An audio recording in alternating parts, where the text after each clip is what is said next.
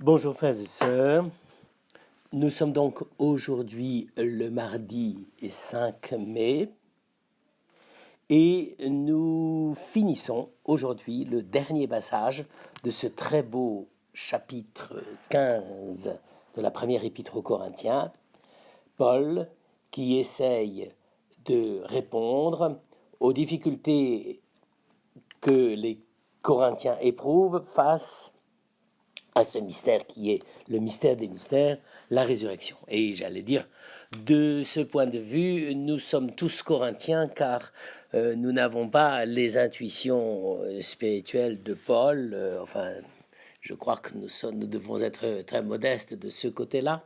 Mais Paul ne désespère pas de faire comprendre vraiment comment, au moins, dans quelle attitude il faut se trouver face au mystère de la résurrection. Alors, nous avons vu comment il a envisagé depuis le début le fondement même de la foi, le fondement même de la proclamation du mystère de la résurrection. Et de ce point de vue-là, évidemment, il nous amène devant la réalité même de ce qui constitue notre foi. Et c'est pour ça qu'il peut dire, écoutez, si on n'y croit pas, on n'y croit pas, mais je veux dire, notre foi est vaine. S'il n'y a pas la résurrection, ce n'est pas la peine d'insister. Et ça, c'était la première chose. Puis ensuite, il a développé le fait du comment la résurrection est-elle possible. Eh bien, la résurrection est possible parce qu'elle est le fondement même du dessein de Dieu. Dieu a créé pour la résurrection. Donc ici, je crois qu'il faut se mettre à distance de ce qui a constitué à certains moments, à mon avis, une erreur. De dire, bon voilà, jusqu'à ce que le Christ s'incarne, Dieu n'avait pas idée de nous ressusciter. En réalité, tout le problème, c'est là. C'est pour ça que la résurrection est centrale. C'est pas simplement parce que c'est le plus alléchant ou le plus réconfortant. C'est parce que c'est le projet de Dieu. Dieu n'a pas d'autre projet que la résurrection. Et alors après, il faut expliquer le comment. Qu'est-ce qui, dans notre existence, porte la possibilité de la résurrection? Eh bien, Paul nous dit, regardez déjà simplement dans l'existence des choses de la terre, les choses créées, choses et êtres spirituels d'ailleurs, aussi bien tout ce qui est les astres, les animaux, les vivants, les planètes. Et finalement, nous-mêmes, dans la diversité des vivants et surtout dans la diversité humaine, nous vivons de transformation en transformation. Le statut même de l'homme tel que nous le croyons, avant même toute perspective de résurrection, c'est que curieusement, il y a une sorte de perspective de transformation, de modification, de changement permanent. En fait, pour Paul, je crois, ce ne serait pas exagéré de dire que déjà simplement au plan de l'histoire personnelle de chacun d'entre nous, nous vivons de surprise en surprise. Le plus surprenant, c'est que nous passions d'un instant à l'autre. Et il faut quand même bien le dire, d'ailleurs on se rend bien compte de ce que c'est surprenant quand on est confronté à une épidémie comme celle que nous connaissons actuellement. Et je veux dire, tout à coup nous nous disons, oui, mais qu'est-ce que je peux devenir dans 5 minutes, dans 10 jours, dans 15 jours? Eh bien oui, nous sommes là devant, si je puis dire, la surprise du devenir. Alors ça évidemment, nous n'aimons pas trop nous le dire, mais pourtant c'est le motif profondément radical de notre existence. Dieu nous a créés pour être surpris. Et c'est ce qui est merveilleux quand on aime les gens, quand on partage avec les gens, c'est que chacun peut être une sorte de bonheur, de surprise pour l'autre. Des fois, il y a des mauvaises surprises, ça je suis d'accord. Mais sur le fond, le devenir, c'est ça. Les Grecs avaient peur du devenir. Ils disaient que comme le devenir nous réservait ce qu'on ne sait pas, eh ben, il fallait plutôt être réservé et modéré, et pas se réjouir trop du devenir et même en être un peu triste. C'est pas tout à fait la même chose dans la perspective biblique. Si nous sommes en devenir, eh bien, nous attendons quelque chose. Alors, évidemment, à ce moment-là, il arrive au dernier point, c'est celui que nous voyons maintenant, et qui est très simple à évoquer, c'est-à-dire, nous vivons de surprise en surprise, nous allons de mouvement en mouvement, et c'est pour ça que j'ai d'ailleurs choisi, pour clore cette méditation, un tableau, une œuvre, une sculpture de Giacometti, Alberto Giacometti, qui est si merveilleux, n'est-ce pas, et qui nous a surpris d'ailleurs. Hein, je veux dire, s'il y a un art de surprise, c'est bien celui de Giacometti, parce que sculpter les chats et les chiens comme il les a sculptés, c'est surprenant.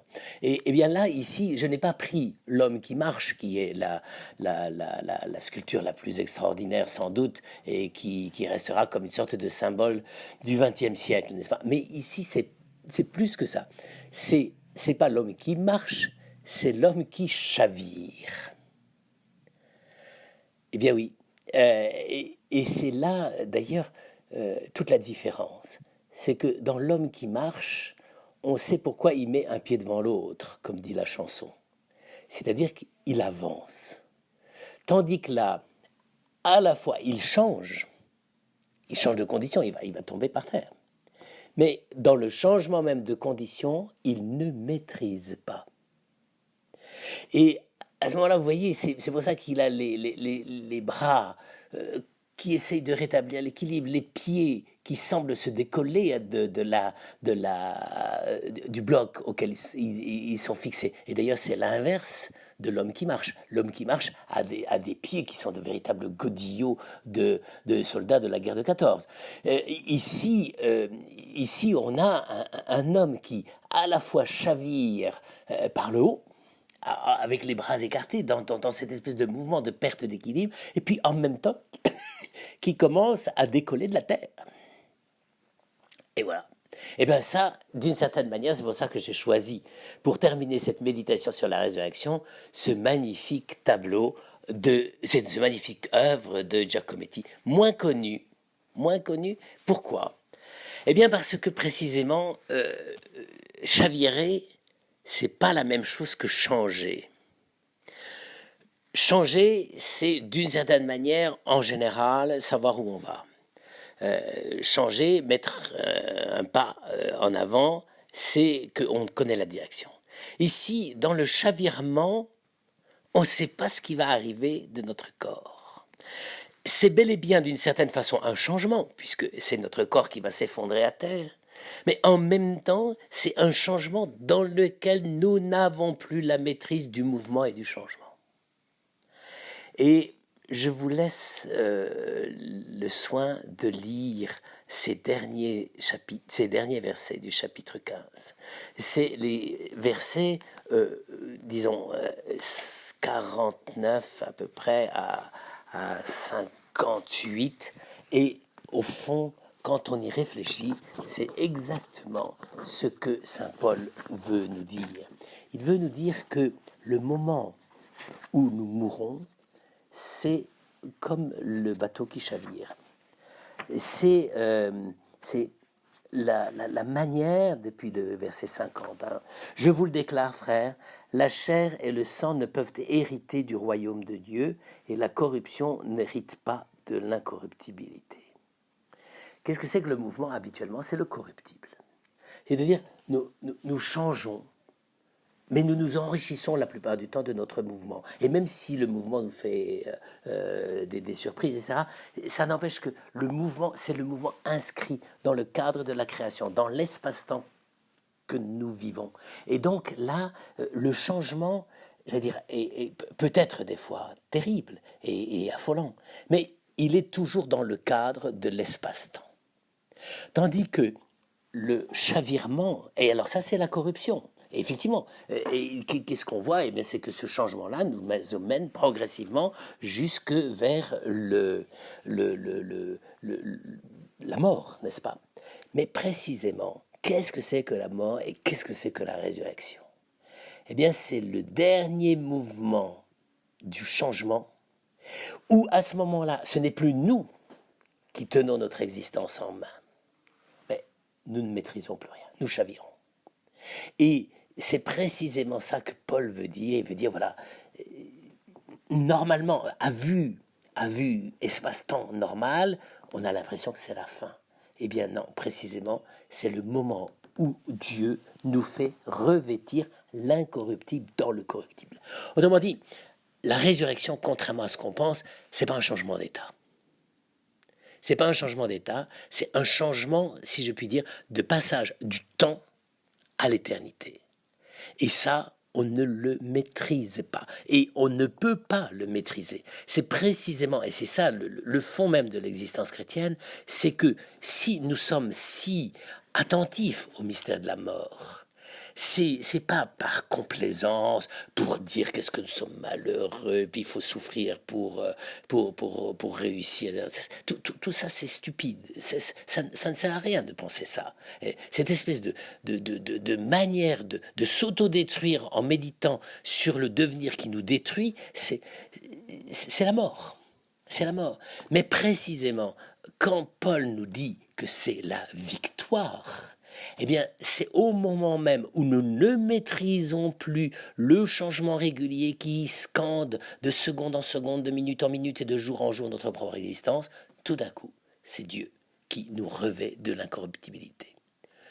Moi, personnellement, je trouve que c'est une des propositions les plus radicales et les plus extraordinaires du christianisme, à condition précisément de le lire à cette profondeur-là. Parce que si on pense simplement qu'on va au paradis terrestre, puis qu'on va s'amuser, et qu'on va jouer au golf pour ceux qui aiment jouer au golf, et qu'on va faire de la natation pour ceux qui aiment faire de la natation, entre nous soit dit, là, c'est vraiment l'opium du peuple, là, c'est l'horreur, n'est-ce pas, c'est ridicule.